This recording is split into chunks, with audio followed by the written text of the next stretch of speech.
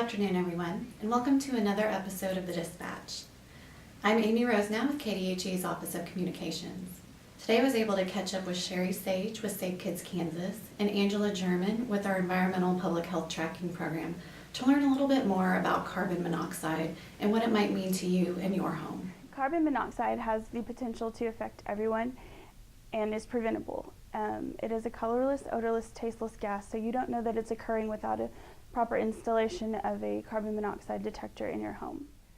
Now, one of the problems is that because carbon monoxide is produced by fuel burning appliances, we use more of those during these cold weather months than we do other times of the year. The symptoms of carbon monoxide poisoning, since they are similar to the flu, can often be mistaken for that.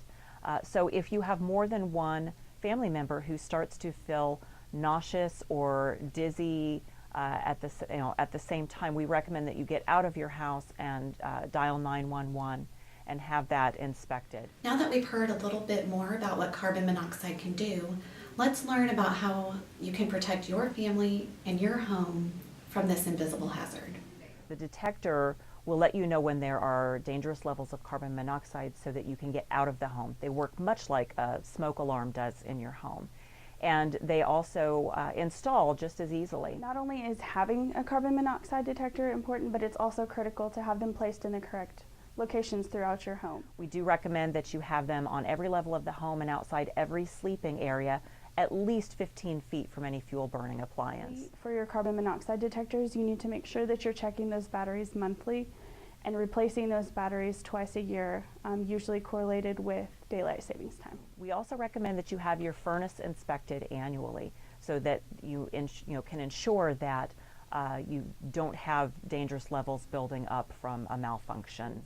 Also, if you have an attached garage, you should put a carbon monoxide detector internal to that door, about approximately 10 feet away from that door, because cars in garages and excess fumes are a common cause of carbon monoxide poisoning. It's cold this time of year, so we have families who are warming up their cars before they leave the house, and we recommend that they pull their cars out of the garage. Even having the garage door open is not enough to keep those exhaust fumes from building up and getting inside of your home. The best thing that you can do for your family is to have those carbon monoxide detectors. At KDHE, we have many topics that cross-cut programs both internally and externally, and carbon monoxide is no different. We have a network of 25 local Safe Kids coalitions across the state serving Kansas families. And at this time, many of them have a grant for carbon monoxide detectors that they can place in the home, particularly for families that are perhaps low income and at higher risk.